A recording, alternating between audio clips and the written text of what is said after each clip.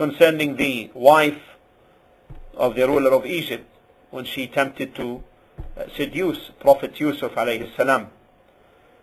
Allah said, وَرَاوَدَتْهُ الَّتِي هُوَ فِي بَيْتِهَا عَنْ نَفْسِهِ.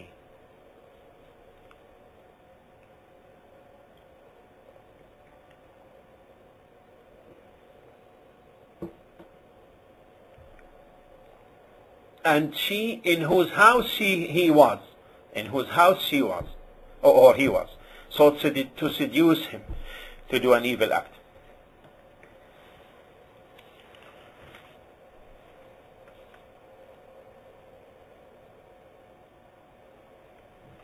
The Prophet ﷺ's wives, they used to go out for their needs, and they may have gone out for some social visits, either to the neighbors or to special weddings or so forth. But all of that was with chastity and bashfulness. In fact, the believing woman concerned and loved to learn the knowledge of the Kitab and the Sunnah. They used to ask for special or particular day to come and learn from the Messenger sallallahu alaihi wasallam, and he answered for their request. However, the origin of the matter is the settlement at home. This is not the exception, as it is now in our times. The norm has changed into the exception has changed rather into the norm.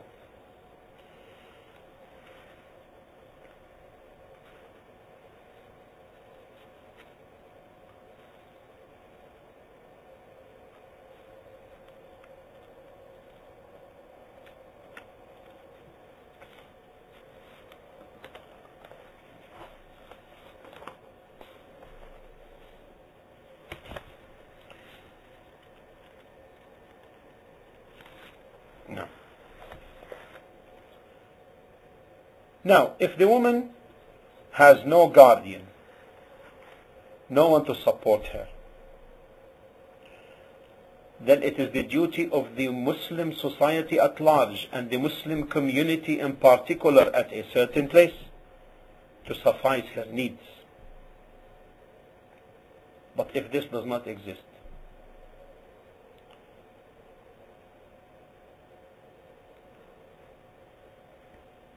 then seeking employment or work, either by her own hand production, or if she needs to go out for that, then that has to be dealt with in accordance with the necessity and the preservation of the self as well, and the home also. There are regulations therefore.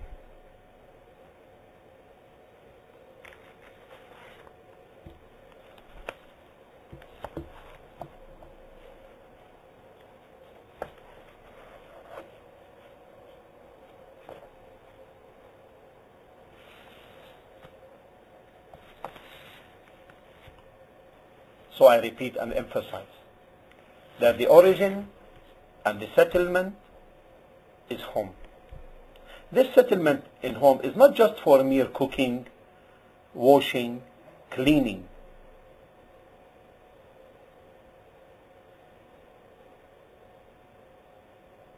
This is not the sole objective, but to care for the needs of the children, the rights of the husband, the management of the house, a fitting place for the family, and that she can be in a place which preserves her from fitna.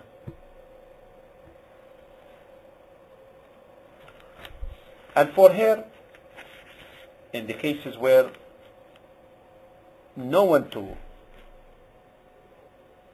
provide for her, and no Muslim community to suffice her. And there is no way for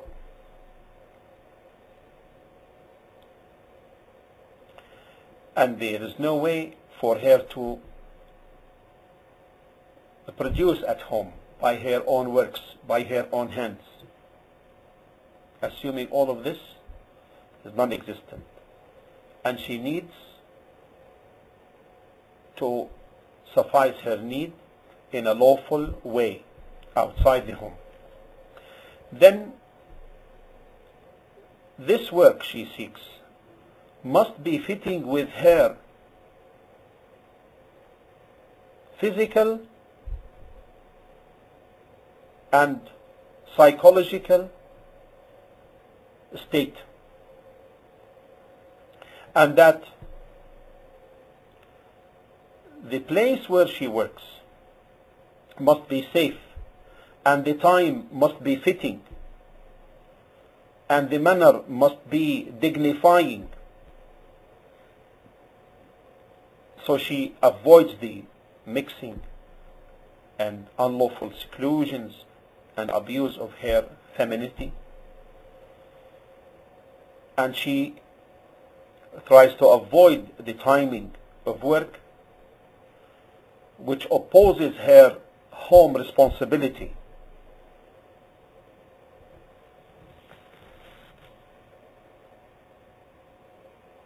So therefore, if there is a Muslim institute that employs a Muslim woman, then this institute or this factory or this foundation, you name it, must also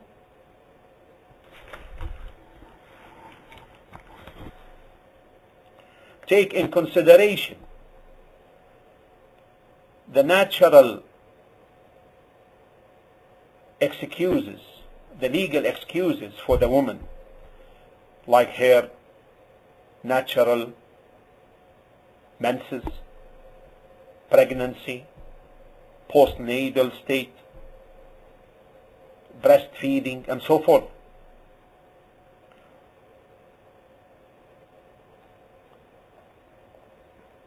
Also, she needs also to consider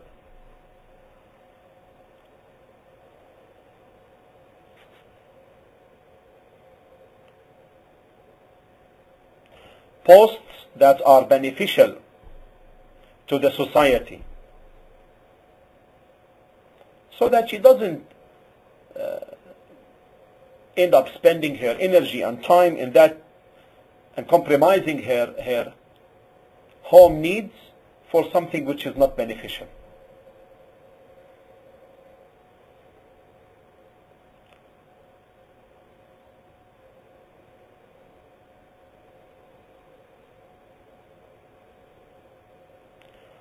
In order now for her to carry on or seek this kind of employment, she must not forget that she needs the approval of the guardian, whether a father or a husband, if he is unable to provide for a legal excuse and she is not able to produce at home. And also, secondly, she should ascribe to the legal manners of the code of dress when she goes out. قال الله تعالى in Surah Al-Ahzab 33:59 يا أيها النبي قل لأزواجك وبناتك ونساء المؤمنين يدنين عليهن من جلابيبهن ذلك أدنى أن يعرفن فلا يؤذين وكان الله غفورا رحيما. O Prophet, tell your wives and your daughters and the women of the believers to draw their cloaks all over their bodies. That will be better, that they should be known as respectful women, free respectful women, so as not to be annoyed. As to the conditions of this hijab, then it must accommodate the entire body of the woman. It must not be in itself a beautification. It must not be transparent. It must be loose, roomy, not tight. It must not be perfumed. It must not resemble the clothes of women, of men, and it must not resemble the clothes of the disbelieving woman, and it must not be a kind of dress that is of the fame type. These are matters related to her dress.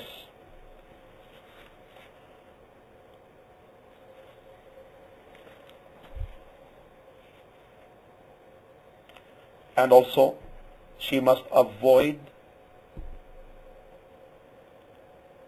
unnecessary talk with men who are not mahram to her. And that's why Allah subhanahu wa ta'ala stated in Surah Al-Ahzab 33-32, فَلَا تَخْضَعْنَ بِالْقَوْلِ فَيَطْمَعَ الَّذِي فِي قَلْبِهِ مَرَضٌ وَقُلْنَ قَوْلًا مَعْرُوفًا.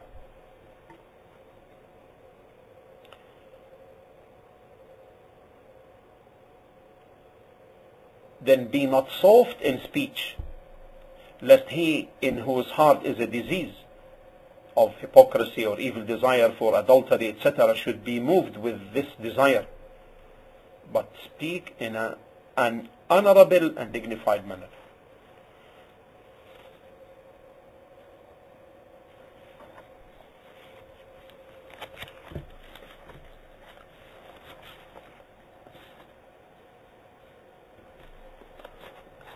Some people, when you mention to them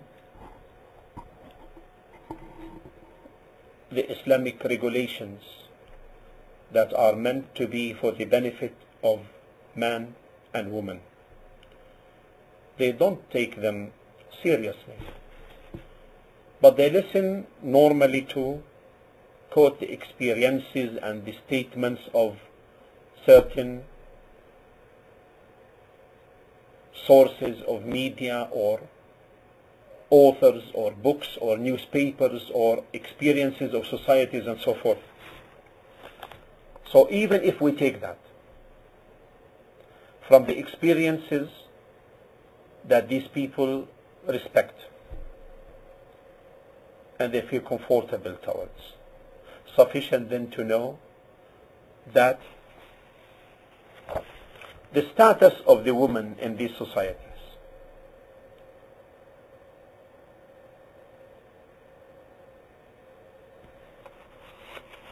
is that they are under tremendous pressures, because the main target is, quote, to make it. The main target is the materialistic aspect.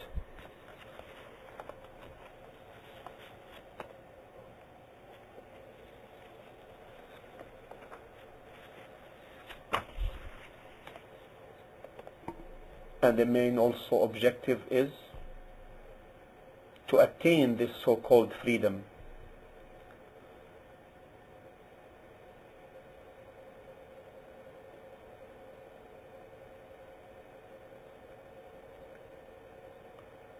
What did this lead to?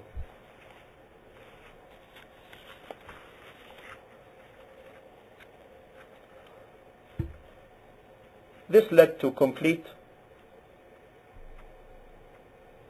annihilation of any distinction between men and women.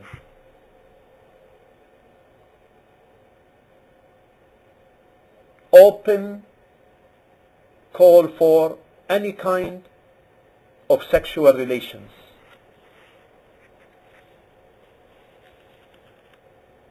And assisting on that.